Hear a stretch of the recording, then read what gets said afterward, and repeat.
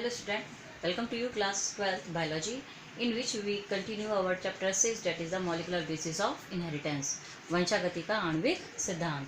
Now today our topic is DNA replication.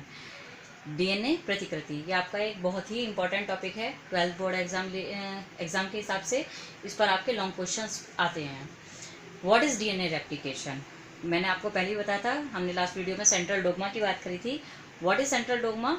कि DNA से DNA का फॉर्मेशन, उसमें 3 स्टेप थे, रेप्लिकेशन, ट्रांसक्रिप्शन और ट्रांसलेशन.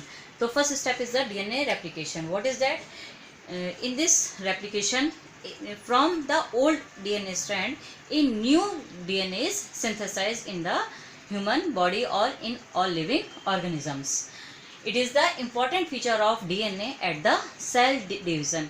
डीएनए रेप्लिकेशन कब होता है? सेल डिवीजन का जब टाइम होता है, जब कोशिकाएं विभाजित होती हैं जीवों के शरीर में, तभी उस टाइम पीरियड पर ही आपका ये जो डीएनए रेप्लिकेशन है या डीएनए प्रतिकृति है वो पाई जाती है.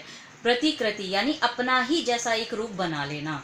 ठीक है, जो पुराना डीएनए है वो अपना ही जैसा रूप बनाकर एक नए डीएनए का फॉर्मेशन करता है.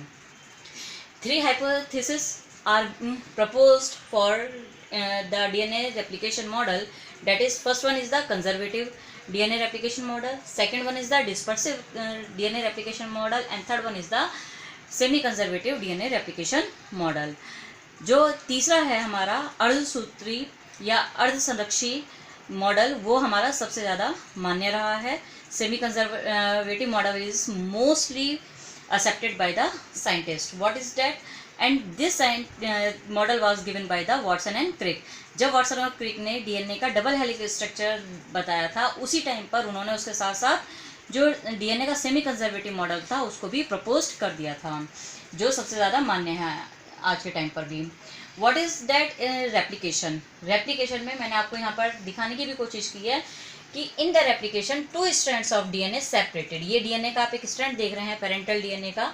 ये क्या हो गए? कोशिका जो सेल डिवीजन का टाइम पीरियड है, यानी कोशिका विभाजन के समय ये दोनों जो स्ट्रैंड है वो अलग अलग हो गए हैं, खुल गए हैं. और यहीं पर जब ये खुल जाते हैं तो ये अब कैसा काम करना शुरू कर देते हैं? ये एक्ट करना शुरू कर देते हैं हमारे टेम्पलेट स्ट्रैंड की तरह. और अब इसी टेम्पलेट स्ट्रैंड पर धीरे धीरे क्या होता है? एक नया स्ट्रैंड बनना शुरू हो जाता है. डेट मीन्स कि अगर यहाँ पर पहले ए था तो ए के यहाँ पर क्या बनना शुरू हो जाएगा? किससे बॉन्डिंग करेगा? ए टी से.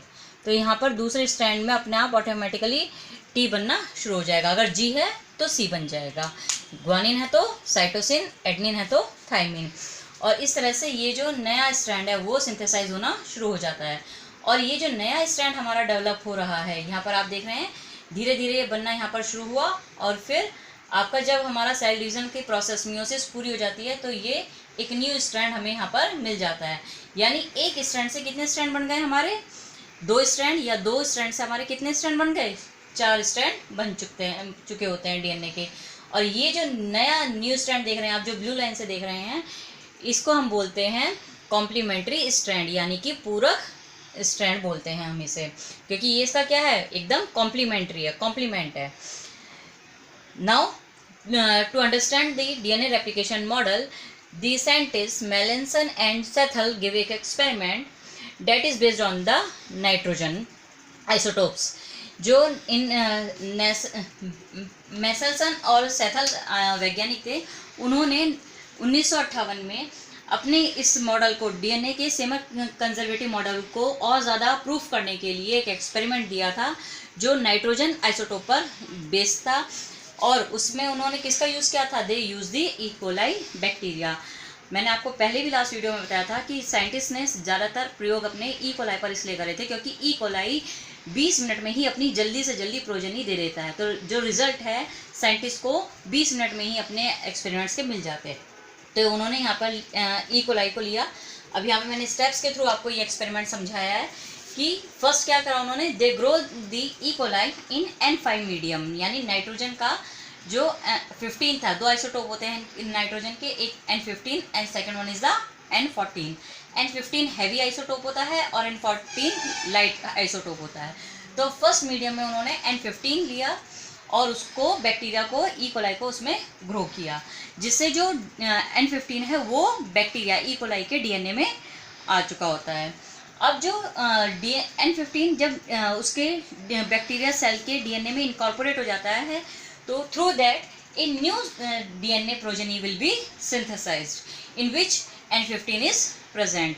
जो नई प्रोजेनी बनेगी उसमें N15 प्रेजेंट होता है इकोलाई की। अब उन्होंने क्या करा, अब वो एक प्रोजेनी डेवलप हो गई है। अब उन्होंने यहाँ पे आप देख रहे हैं N15 को लिया उन्होंने, और अब उन्होंने उस N15 को N14 मीडियम में ग्रो करा। जो बैक्टीरिया था वो N15 वाला, अब उसको उन्होंने उसमें से उठाकर एक दूसरे मीडियम में रख दिया, जिसमें क्या था आपका N14। ये कैसा है, लाइट आइसोटोप। अब उन्होंने 20 मिनट्स के लिए और 40 मिनट्स के लिए वेट करा, तो क्या देखा उन्होंने कि जो न्यू प्रोजेनी है उसमें आपका एक स्ट्रैंड तो मिला उन्हें N14 का, और एक स्ट्रैंड किसका था, N15 का। That means it is the hybrid DNA. संकरित जो आपका डीएनए है वो ये था।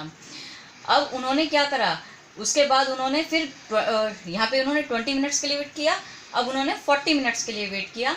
तो आफ्टर 40 मिनट्स जब उन्होंने उसका डीएनए का निकाल के, बैक्टीरिया का जो डीएनए है उसको निकाल कर सेंट्रीफ्यूज करा at the high speed with the caesium chloride, जो आपका केमिकल सब्सटेंस है, सीजियम क्लोराइड के थ्रू जब उन्होंने सेंट्रीफ्यूगेशन प्रोसेस किया तो उन्हें टेस्ट ट्यूब में 2 बैंड्स मिले। एक था उनका लाइट बैंड और दूसरा था उनका डार्क बैंड।